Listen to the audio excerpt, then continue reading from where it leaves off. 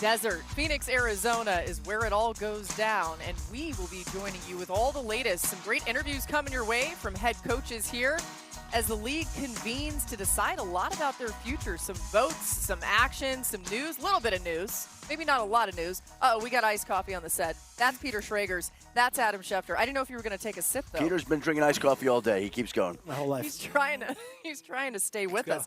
Okay, we'll be here with you for the next hour with a lot of great information. Let's begin with Aaron Rodgers and everything going on with the Pittsburgh Steelers. That's a good laugh, Adam, because it does apply. With the NFL draft rapidly approaching, Aaron Rodgers' playing future remains uncertain. Rodgers, who turned 42 in December, showed his age for the Steelers in 2025, right? Among the 33 qualified quarterbacks last season, Rodgers' 5.8 air yards per attempt, the lowest of the group, while his average time to pass was 2.59 seconds. That's the fastest in the league. Everyone's waiting on a decision from Aaron Rodgers, including Mike McCarthy, who addressed that timeline today. Yeah, I'm not going to really get into timelines. So we're in constant communication. Talked to them last night. So we're in a good space, and we're just continue to work through it. I think the quarterback room's going to be coached the same way, whether he's in there or he's not. It's, you coach to the lead player, because if you're going to build if you take the passing game, if you're truly going to be tied to the discipline and the footwork and the teachings of how that position plays and is coordinated with the perimeter, they all have to be synchronized. So that part won't change. The AFC coaches, of course, meeting with the media today, and that's why we'll be focused a little bit more on those teams. Adam, what more can you tell us on this timeline for Aaron Rodgers? And I'm sorry if you're tired of this question, but we're going to keep asking it until we have a decision. Laura, I'm never tired of the Aaron Rodgers question. It's always out there, and the situation is that he and Mike McCarthy have been talking on a regular basis. That would lead people to think, if they're talking that often, why are they even talking if Aaron Rodgers is not serious about coming back? Right. That would tell you that obviously he's strongly entertaining the idea of coming back to the Pittsburgh Steelers. And I think everyone right now within the Steelers organization is cautiously optimistic that he'll be back. We never fully know with Aaron Rodgers, but that much activity and conversations and talking about what the future could look like clearly is an indication that he's serious about playing. My understanding also is it has nothing to do with a contract that should not be difficult to work out. This is Aaron Rodgers waiting to announce whether he will or won't play. And again, I think it's a positive that he's been as in touch with Mike McCarthy as he's been recently. Putting a timeline on anything Aaron Rodgers does is a fool's errand. You wouldn't want to do that because he operates at his own pace and does his own things. And last year we thought maybe in March or April we'd know, and it wasn't until after the draft. I would think with the draft being in Pittsburgh, and I would think with the constant dialogue with Mike McCarthy that this year it would be appropriate from both sides to have that answer before they have another pick in the top 20 in the NFL draft. I would think that with a coach that he spent that many years with, out of mutual respect for each other, that we would get that answer before mid-April. But it really doesn't matter, because even if he weren't going to come back, it's not like the Pittsburgh Steelers need to know by the first night of the draft, because I don't think a lot of people believe and expect that they're going to be picking a quarterback in the first round. Some people have said Ty Simpson. I don't think people expect them to take a quarterback in the first round. Can I add something here? Yeah. I sat next to Mike McCarthy at the breakfast today, and as much as the questions were about Rodgers, said he would have taken Will Howard before the 6th round last year. Says he loves what he's seen on tape from Will Howard. Says Will Howard didn't take a single snap last year, but everything he has seen from him, he's very encouraged by. Maybe he's hedging his bet a little bit, or maybe he's building up Howard in case the entire rug is pulled from him on Rodgers at the last second. But Will Howard seems to have a fan in Mike McCarthy as well. Oh, a big fan. And I think that Mike McCarthy likes to work with quarterbacks who are sharp, and I think they perceive Will Howard to be very sharp. And I think that there is a real curiosity there about what he can do. Now, are you going to count on Will Howard to go compete against Joe Burrow, Lamar Jackson, and maybe Deshaun Watson? Not We'll yet. see about that. But the fact is, they are encouraged and optimistic on Will Howard while they wait for an answer on Aaron Rodgers. And I don't think that quarterback in the first round will be in play. Well, really, I mean, as you guys know, the last time we heard from Aaron Rodgers on the Pat McAfee show, he was telling Pat how much he likes Will Howard and how big of a fan he is of the young quarterback. So maybe there's more there than we're realizing. Let's turn our attention to the Bills. They, of course, here today and yesterday talking to the media, and the Bills didn't receive much production out of their wide receivers last season. The group averaged the fewest air yards per target in the NFL. How do we get more help for Josh Allen, right? As for Buffalo's running backs and tight ends, no team got more yards per reception out of those positions than the Bills. The Bills' wideouts struggled, right? But Josh Allen is always a threat with his legs. His new head coach, Joe Brady, spoke today on the importance of protecting his dual-threat quarterback. There's going to come a time in his career where he's going to have to, his legs aren't going to be able to do what he can do, and he's going to have to become a true pocket passer. We're not there yet, right? But so I have to be mindful of that when I'm calling plays. We know in the pass game, Josh is going to scramble. So you got to count those scrambles, knowing that there's going to be some of the runs. And so tell me the time in the game, the importance of it, where we are in the season. That's when I think some of just the true design runs come into play. But if I ask him, he'll be like, hey, run me 40 times, throw it 40 times. I really don't care. I just would like him. Now we got a grass field. I hope he slides a little more.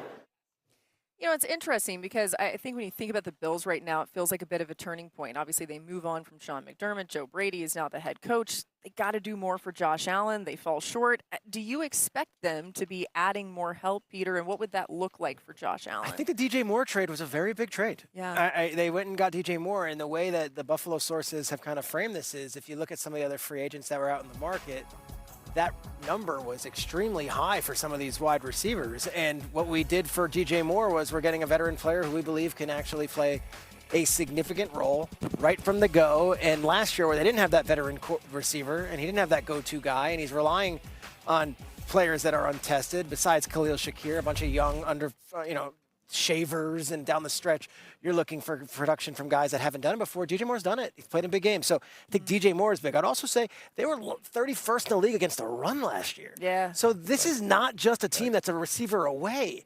So I would say be careful on just sliding, hey, 26th overall pick, Bills, best receiver available, go. No, that's not how they operate. And they think they did check a big box with DJ Moore. And I think that's exactly right. I don't think they're looking for a wide receiver early. They went wide receiver early. They went DJ Moore. Right. And it's not the first time this organization has done that. They traded a first-round pick for Stephon Diggs back in the day, and that seemed to work out pretty well. And Diggs helped carry the receiving core. And I think that they're counting on DJ Moore to do something similar right now. If there's another receiver at some point in the draft, I'm sure they'd love to add one. It's a deep draft for wide receivers. They'll find some help somewhere along the way. But this is a team that has holes. This is a team that has needs. Don't know that you could afford to go receiver in round one, trade second-round pick for DJ Moore. It's not like we can go play 7-on-7 flag football with a bunch of wide receivers. And we learned that the NFL players aren't great at that. So I think we're going to stick with, Yeah, what was up with that? Adam, we got some more top stories that we want to get to today. Are there any rule changes coming out of the league meetings this year that will affect what the fans see on the field next season? A couple of notable things today, Laura, and I think the ones that we're watching both involve officials. The NFL today approved a competition committee proposal for 1 year only. And this is really in light of the dispute with the NFLRA, the Referees Association, to correct calls from the Replay Assist Center in New York City. So what the league is trying to do here is say, we have an extra set of eyes on the game in the event we have to use replacement officials and we can't get a new collective bargaining agreement. Leverage, Adam. That's Leverage. a message. Man, There's oh, a man. message right there. And the other one to watch today is that essentially disqualifications can occur after a flag wasn't thrown on a play. Like DK Metcalf last year, no flag when he goes into the stands. They can look at that and say disqualified, he's out of the game in this particular case. So a couple of big rule changes here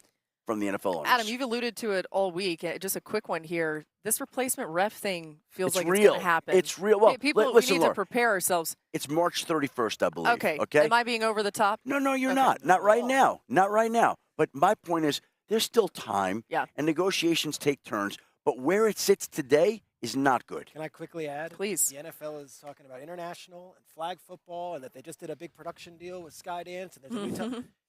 This is the issue that is going to be the biggest thing for the NFL over the next several months. This issue, the replacement refs, because the integrity of the game is what matters most. And trust me, the owners are going for a fight, and that refereeing association, they're in for one too. There might be, in the spring, a lot of late-night sessions with a lot of iced coffees from people drinking them. By the way, that iced coffee is no longer iced. It's now warm coffee. It is raining here in the desert. I'm confused by that, but it's not dampening our spirits. We carry on here on NFL. On Patrick Mahomes and his recovery timeline, as the Chiefs are keeping a close watch. Their star quarterback working back from injury. You saw some of the footage of that last week. Many have been eager to see if he'll return in time for the start of the season. Remember, they did sign Justin Fields as a backup. Our Chiefs reporter Nate Taylor also dropped a little more info about Mahomes' recovery timeline yesterday, tweeting, "Here are the NFL owners' meetings. A news tip from Clark Hunt. The Chiefs are not expected to start the season in Seattle. I don't think that's on the timetable anymore. I think from a league standpoint, there would be some concern whether Patrick Mahomes would be ready to go." So that's from the owner's standpoint. How about this? New on NFL Live, Andy Reid spoke today on where things stand with Patrick Mahomes' recovery. So he's been in the building every day, so I've had a chance to kind of see him progress through this thing. He's doing great. It's hard to measure, are you ahead of schedule or not? I mean, who makes the schedule, right? So every player is different. I will tell you, though, I would never bet against him. He's always going to put in the time and effort, and always push it, but within reason, so he doesn't take steps back. So far, it's all been positive. Jeff Darlington joining us here now. And Jeff, I think, when we all think about Patrick Mahomes, like everyone still thinks he's the greatest, but a lot of people haven't talked about him as much, Right. just knowing that he's been out. What is the preseason plan from what you know and talking to the Chiefs? Well, they don't want to put a timeline on it. You heard Andy Reid say within reason. I disagree with that completely. Patrick Mahomes does not subscribe to the idea of within reason. He does think that he can be on the field for week one. He has to limit the expectations and listen to the doctors, yes, but he is grinding. The one interesting part about the Chiefs offseason, too, is that it did end, obviously. It started much earlier than any other recent year. So he's having a chance not only to rehabilitate the knee, but to rest his entire body, which obviously is a good sign. And I learned, actually, Peter, from the Schrager Hour. There you go. From Brett Veach, that he's full throttle, and I thought it was cool to hear that. Let's go, Schrager Hour. 90% of his rehab is occurring, according to Brett Veach, on the Schrager Hour in the facility. I was just going to add, so the Schrager Hour is a show that I do for ESPN. How long you can does find it it. last? It is over there. It's an hour long. And we had Brett Veach on as our guest this week, and Brett, who's a GM, said he's doing his work, his rehab in the facility. So they see him all day long. But here's the other part of it. He's taking a trainer with him from the Chiefs back home with him to Dallas when he's not in the facility. Oh, I like that. So he has his trainer from the Chiefs working him out every day in the facility under their eyes. And then when he's not in the facility and he's back down in Dallas, that same guy is living with him in Dallas so that they're training. So this is unlike any rehab you've rare. seen. That's not very normal. rare. Most So of the this time, is, these he's players all that in. are recovering, it's like they have their own guys working with them or girls, and then it's like, okay, well, you got to report back to the team, and then sometimes it does feel like the timelines get real murky. I mean, this feels like they're communicating directly with each other. They know exactly what's going on. I like that. Andy Reid also, he had work done on his knee. He's getting around great around he here. does Adam too. Schefter Nimble. brought that up earlier. If you need to get something done to your knee, go to Kansas City. That's Apparently, good that's there. it. And I would just end with the Mahomes side of it. Patrick's been very much involved in conversations with Andy and with Brett as far as the offseason has gone. So don't get it twisted. If they didn't address wide receiver, if they didn't do that, Andy Reid and Brett Veach rely on Mahomes' opinion quite a bit. Okay, Eric absolutely. Bieniemy now, too. Eric Good Bieniemy point. as well. Expect that offense Thanks to for look that a lot promo, different. dude. Yeah. That's good. We like to Great hour. promo the incredible hours and other viewing opportunities and listening opportunities we have here at ESPN with our incredible talent. All right, let's focus in on the Titans and everything going on with them as Cam Ward, last year's top pick, finished the 2025 season on a high note. You saw some of the flashes of what you can expect from him going forward. In fact, no quarterback had a higher touchdown to interception ratio over the final 10 weeks of the season. He now gets to work with a new offensive coordinator, Brian Dable, who has previous success with young quarterbacks such as Josh Allen and Jackson Dart. New Titans head coach Robert Saleh spoke today on what his second-year QB has been working on this offseason. The mechanical stuff for us is always going to come with his feet. You know, that's the one thing. You, as a coach, you're really not going to mess with his arm angles, the way he releases the ball. You're not going to try to fix that. The way he throws the ball is the way he throws the ball. From a coaching staff standpoint, it's going to be about tying everything with his feet. Jeff, what more can you tell us about what the Titans have planned for Cam Ward and Brian Daboll's system? Well, first of all, he did add that it's going to be fiery between Cam Ward and Brian Daboll. Some Okay. dickering is a sure thing. But one of the things I thought that Saleh talked about that was interesting, not just about the mechanical side of it, but also the mental side of it. He said that he sees Cam Ward, we talked about it with Patrick Mahomes, in the building every day. Now, they can't really talk ball at this point in the offseason program, but he said what's so impressive about Cam Ward is that he walks through the building, he literally knows every single person's name, he knows the trainers, the chefs, all the different people in the building that make it work. He said he just cannot fathom a world where Cam Ward fails. He just Love that. he believes in him, what he's seen from him so far, and the idea of Brian Daboll. I think that those two will challenge each other. They are both fiery, and they are not afraid to share that. Yeah, with and they're each other. competitive as all get out. They want to win. I mean, it's going to be fun to see them together. The Titans have a huge decision at 4 overall. I mean, some of these mocks, you see Jeremiah Love go in there. What sense do you get about where they may go in this upcoming draft? I'll say this about a Robert Saleh built team, whether it was in San Francisco or it was with the Jets when he was the head coach. One thing that is always a hallmark, waves of defensive linemen that they can wove through. And you already saw the offseason how they've started that with John Franklin Myers. They brought him in. They traded for Jermaine Johnson. With the defensive ends that are in the top of this draft, Bailey, Reese, and Bain, I wouldn't be shocked if everyone else is talking Jeremiah Love if a Robert Saleh coach team adds another explosive pass rusher with one of those three names that might be sitting there at number 4. Again, it's early. We're not even into April. But don't put anything in pen and give offense to the Titans just yet. Robert Saleh is the coach, and he has a characteristic that he likes with his defensive lines. Yeah, it's important to remember that all these teams have a ton more work to do on the draft. Right. As much as we're talking about the draft all the time and, you hear some things here and there, it really starts to become real here over this next month, and they're going to be getting to work hard after spending some time here in the desert. Saleh just texted me, by the way. Oh, what did he say? He's golfing right now. So well, why is he texting while he's golfing? It's so stupid. Not everyone can be as dialed in as you are on the golf course. Your bag. Must be nice. It's just Jeff in the course when he's out there. All right, coming up next, we're going to hear from... The Ravens have had an eventful offseason, to say the least. They originally planned, as we were reminded there, to acquire Max Crosby from the Raiders for 2 first-round picks, but backed out of the trade agreement and instead signed Trey Hendrickson to a 4-year, $120 million deal. The team has also lost a handful of meaningful contributors, led by Tyler Linderbaum, Isaiah Likely, Draymond Jones, Alohi Gilman. There's a lot to talk about here with Jesse Minter. And the head coach of the Baltimore Ravens joining us now, Jesse Minter. So glad to have you here with us. We appreciate your time. I know you have been asked about Lamar Jackson probably 300 times today. We're going to make it 301. I'm curious, this is a player that plays at MVP level all the time, right? He's one of the best players in the league. How do you plan, though, to unlock even more out of Lamar? We want to build on what he is. I think he's the best player in the National Football League. We want to build an offense that at times allows him to do that, at times takes a little pressure off of him. We want to have a dominant line of scrimmage, a dominant run game. We want to build the best defense in the league to put with him. And we think we'll create an environment where there's still an even greater step he can take. That's him on the field, obviously, but one of the conversation points has been his future with the Ravens. And sometimes we get the contract talk, and you're like, I'm the coach. I'm just dealing with talk to Eric about that. But from your vantage point, how important is it to make sure that Lamar Jackson is the future of the Baltimore Ravens? Yeah, Lamar knows how the organization feels about him. We know how he feels about us. We think in due time that'll all work itself out. One of the things that you mentioned in your introductory press conference is just how important the off-season programs are for players and how you want them to buy in. Do you expect Lamar to be there next week? I have a pretty good confidence level that we'll have a lot of attendance there starting on Monday, and look forward to seeing who all that's at. It's about us creating an environment where they want to be there, where they feel like they're getting a lot out of it. We have a ton of respect for the rules, that it's voluntary, so we need to make it an environment that they feel like they're getting better.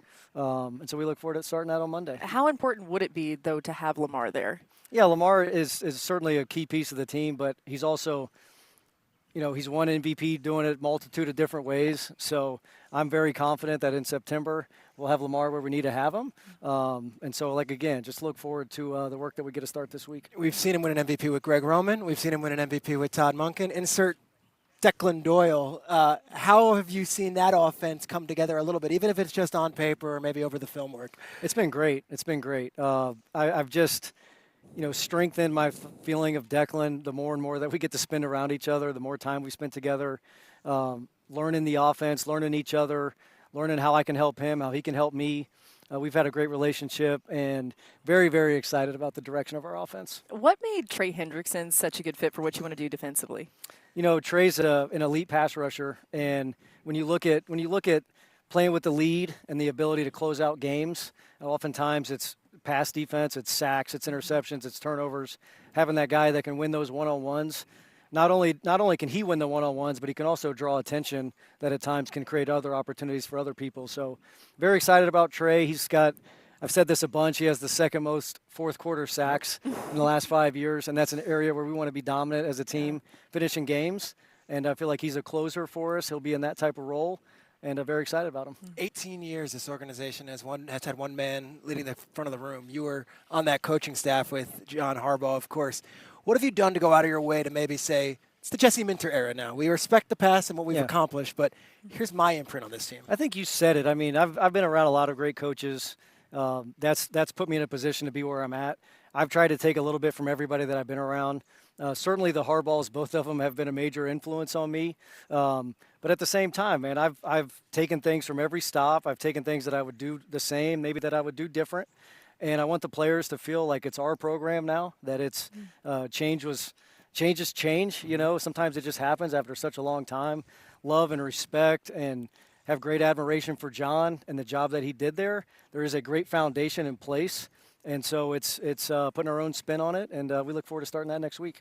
You're here at the annual league meetings as a first-time NFL head coach. Like, have you taken a moment to just be like, wow, this is pretty cool, and enjoy that part of it? Yeah, I mean, you know, when you just walk into these big meetings and you see how just the way the NFL operates in the business side of things and why it's so successful, how it's so successful, you learn a lot about that in some of these deals. And so you just, like, the respect level for how it operates just goes even higher. And then you get a chance to meet a lot of the other coaches, certainly know some of them from over the years. But it's a cool, and it's kind of its own little fraternity. You know, there's only 32 of them. Who did you meet that you didn't know beforehand that you walked away, you're like, that's a cool guy? Yeah. I would say that I didn't know beforehand, probably Dan Campbell. Yeah. You know, just having like a short, small conversation with him yesterday. Somebody that I don't think I'd ever even met. And so, yeah, that one sticks out. One thing I do want to ask about the Crosby deal, obviously that goes down and you've had to answer questions about it. Now that we're a couple of weeks removed, what learning experience do you take from that whole entire thing, whether it be the media reaction or it be the discussions with the player himself, all of it? There's a learning lesson somewhere. Yeah. I mean, it's this thing, there's going to be ups and downs no matter what, whether it's in a game, whether it's dealing with stuff like that. To try to really stay even keel, not ride the wave. We were super excited about the thought of Max Crosby. We were disappointed that it didn't work. But I think you learn just to trust the process. Everything has a process through it. We went through the process. The result what it was. And so I think you just got to learn to stay even keel, not try to ride that wave too high, and always be ready to respond. Yeah. So whatever happens to you, it's not what it is, it's how do you respond. And I'm very, very happy and proud of our organization, how it was handled and how we responded to it. And I feel like we're in a great place. It's great life advice, too. Thanks so much to Jesse Minter joining us here, the head coach of the Baltimore Ravens. We appreciate your time. Thank you, guys. Appreciate it. As for another AFC North team, the Browns have 3 quarterbacks on their roster. Shedeur Sanders and Dylan Gabriel win a combined 4-9 in their starts as rookies last season. Then there's Deshaun Watson, who missed all of last season as he rehabbed the Achilles injury he suffered in October of 2024. Watson has played in only 19 games since the Browns traded 3 first-round picks and gave him a fully guaranteed $230 million contract in March of 2022. Adam, the Browns spoke yesterday, their owner, about Deshaun Watson's availability this coming season. What more can you tell us about if we should expect to see Deshaun out there? Well, it sounds like there's a real possibility that Deshaun Watson, at the very least, is going to be competing for the starting job if he doesn't win the Browns starting quarterback job. We've seen quarterbacks bounce around this league only to resurface and have great success. And the Browns believe that could be the recipe for Deshaun Watson, who hasn't been heard from, essentially, for 2 years. Obviously, everybody knows the backstory. Everybody knows everything that's gone on there. And here's a career that got completely derailed, was upside down, and now he's trying to make it back.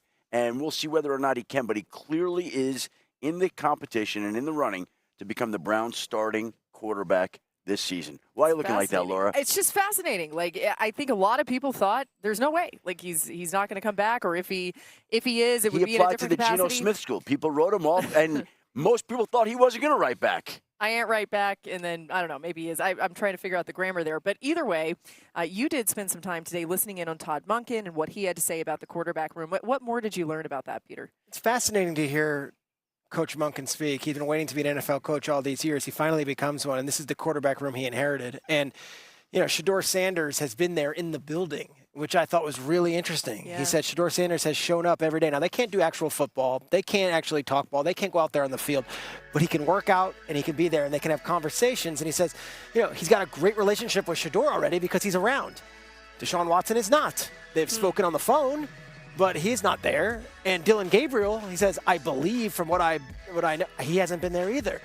So say what you want about Shedeur Sanders and his chance to be the number one quarterback. If you're going a month into the Monken era, who's done the best to be present and in his face? It's been Shedeur. That matters, right? I think so. Then again, we're not even in April. I think they have a lot of needs on their roster, though. I wouldn't necessarily pencil in quarterback for them either. I think this is going to be the group, these three, and it will be a meritocracy, and the best man will win. But Shedeur Sanders doing everything he possibly can to make a name for himself. And they're not going to go quarterback at 6, and I don't think people believe they'll go quarterback at 24. I think they'll sit out the first round for a quarterback. You mentioned Shedeur Sanders being in the building. Deshaun Watson's been around. Dylan Gabriel has not been around. And again, it's the end of March. We'll see how that works out, but there may be a little message in that Dylan Gabriel is not there. We'll see whether that means anything or not. Man, that's going to be really interesting to keep an eye on here as it continues to develop. We got a lot more quarterback news around the league. Let's stay in the AFC North. Adam, what is the latest on Aaron Rodgers and the Pittsburgh Steelers, or his decision? I should say it that way instead. Mike McCarthy and Aaron Rodgers have been in regular contact here. Clearly there are conversations that are occurring between the Steelers free agent quarterback and the current Steelers head coach, who the two men have worked together in Green Bay before, and there's a real possibility they'll work together now. We're still waiting for a decision from Aaron Rodgers, but it certainly seems like he is open to the idea and entertaining the idea of returning to Pittsburgh for this upcoming season. Meanwhile, we knew that Geno Smith is back with the New York Jets. We talked about him being written off, bouncing back. He's their guy. They're counting on him making a mark this season. Aaron Glenn talking up Geno Smith at breakfast this morning at the AFC Coaches Breakfast. They have big plans for Geno Smith this season, and they're hoping that he can help this franchise turn around things in New York. As for Anthony Richardson, we know that his future in Indianapolis is murky, but there are no assurances that the Colts general manager may be able to trade him. It's been quiet so far. Yeah. There's not been a lot of interest in Anthony Richardson. We'll see whether or not that changes at the draft, but if you're not getting back anything more than a pick flip, you might just be better off holding on to the former 4th overall pick and keeping him around your roster. They're not just going to give him away. They haven't found any offers that are worthwhile, and so for the time being, Anthony Richardson remains on the roster, and the Colts still can see a scenario in which he is on their roster. I mean, I get it, right? He didn't show us anywhere near what they had expected, but he's also still a young player in his career. Like, maybe there's more there. There was something that they liked, and you saw Quarterbacks are flashes currency, of Laura. bingo. You don't just give away currency. He's got potential, people. Okay, hold on to him maybe and see what happens. We got more coming your way here on NFL Live. The Cardinals have had an eventful offseason so far, like many others. After moving on from Jonathan Gannon, Arizona hired former Rams offensive coordinator Mike LaFleur as its next head coach. The team then decided to release former top overall pick Kyler Murray after 7 seasons in the desert. Murray has since signed with the Vikings. As for what's ahead, the Cardinals own that 3rd overall pick in next month's draft. We spent some time with LaFleur yesterday here on the show.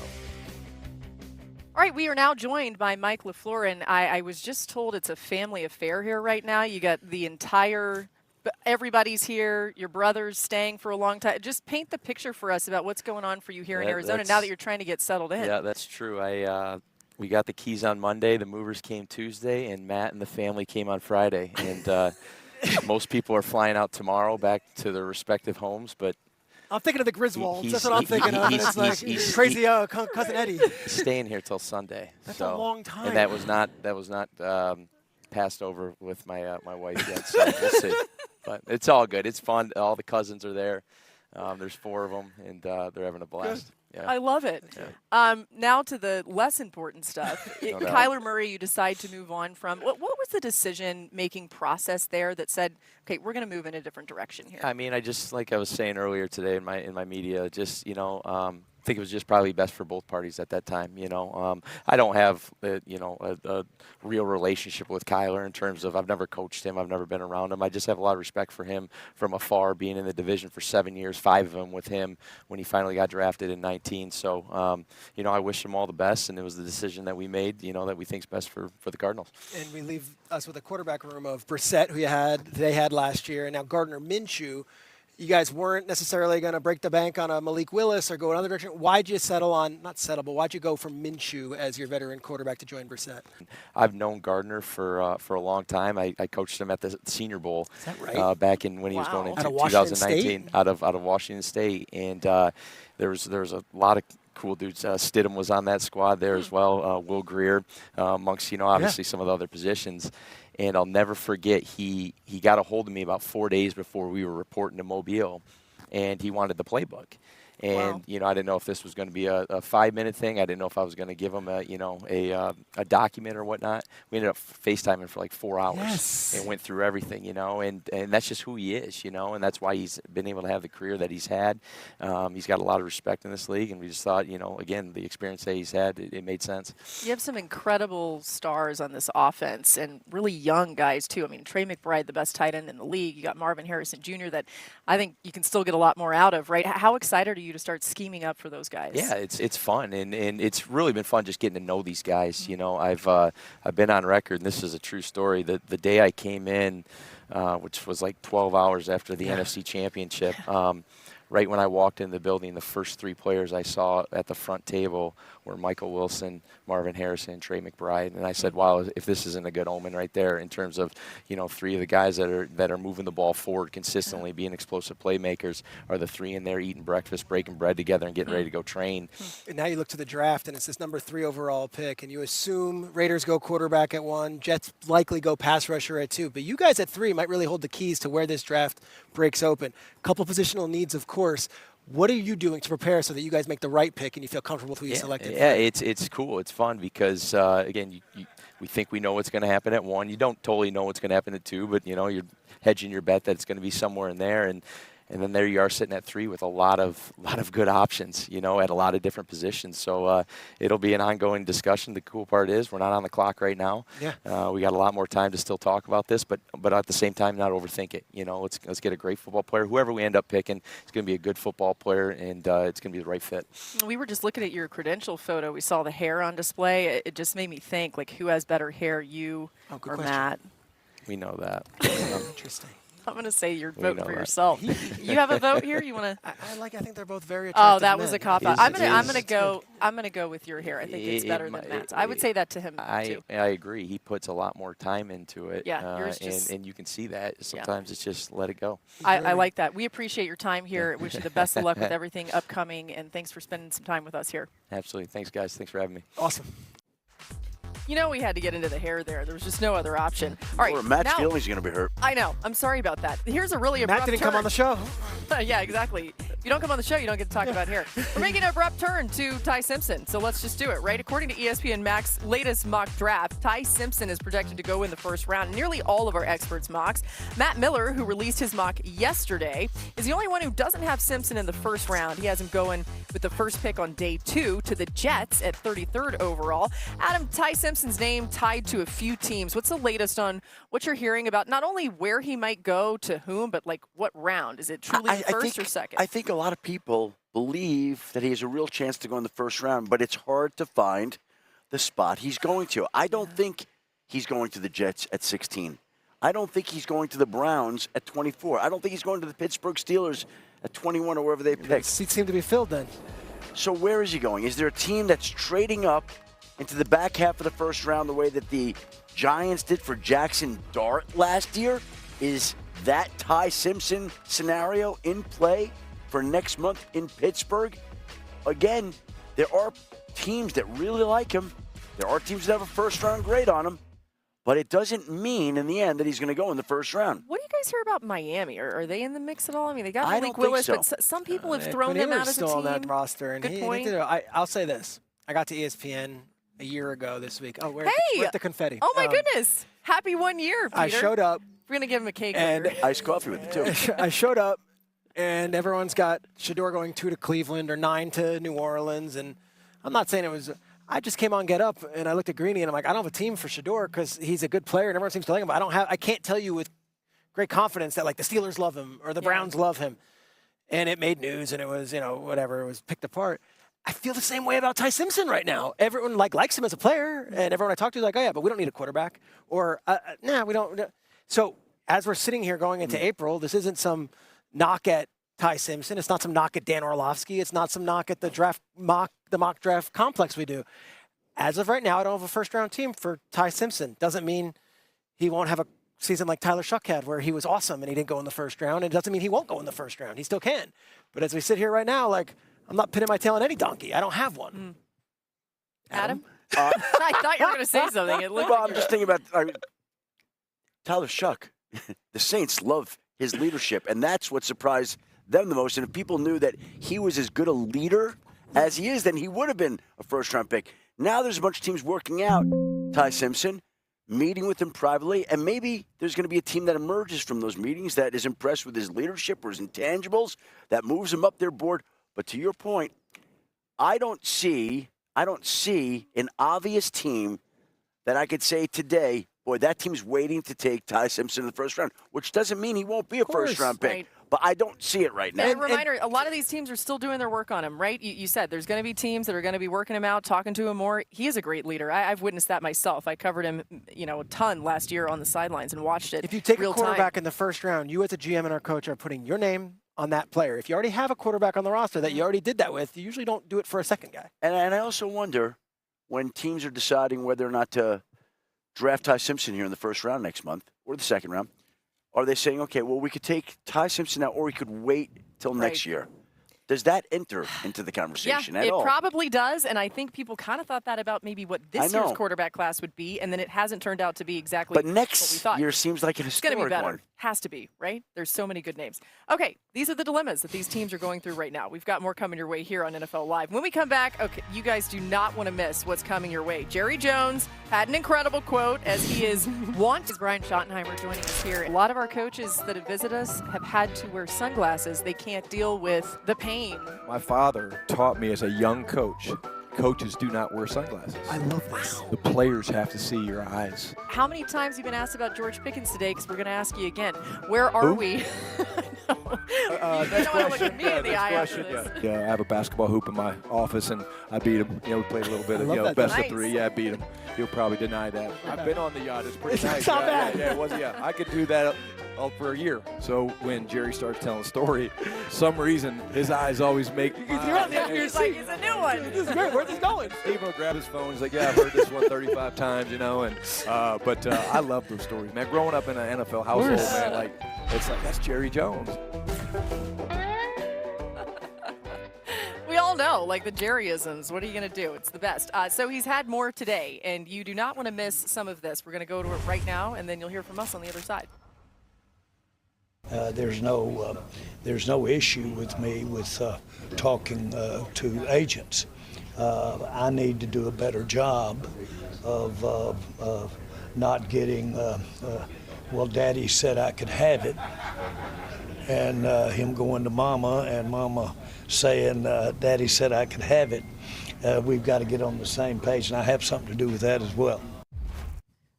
He's talking about George Pickens, obviously. Does that ever happen in anybody else's household? Well, Dad said I could do it, or Mom said. In my case, it's Mom said we could do it, and then I'm in trouble for, being too lenient. You and I are in the same boat. I'm always, just do whatever. Do whatever you want. But specifically, Adam, as it relates to George Pickens, that is kind of interesting what he's saying there about where this negotiation may be. We expect it to extend out here for a little while. Well, what I found interesting was that yesterday Stephen Jones was asked about it, and he said, we're not going to be talking at all about he George didn't tell Pickens. Jerry that. But Jerry does what Jerry wants, right? Jerry just says whatever he feels, and Daddy said he could have it, and so Daddy's talking out loud today. That's the way it's kind of going to go with Jerry Jones. And we'll see what happens here with George Pickens. As we said yesterday, Laura, George Pickens is not allowed to show up to off-season workouts unless he signs his franchise tender. He's not signing the franchise tender anytime soon. So I almost feel like unless this is actual factual statement, unless they reach an unexpected long-term agreement in the coming weeks, he's not going to be at the off-season program because he's not allowed to be. Shoddy wants him there. Shoddy says GP loved it. This is feeling a little different already than the Micah Parsons situation a year ago. I agree. And it feels like both sides want to make this happen. But to Adam's point, to talk about this on March 30th or whatever day it is, it's I think it's the 31st. 31st, too premature to actually. And we could do this every day on Get Up and First Laura, Take It. We will. Let's wait till at least April. Tomorrow to do it again. Tomorrow we're doing it. It's April Fool's Day, though, so be careful. And by the way, the other thing he said about an expanded schedule, when ducks quack, feed them. I agree. I like to feed Daddy ducks. says so, too. Daddy said it. that. Don't worry about what Mommy said. That's right.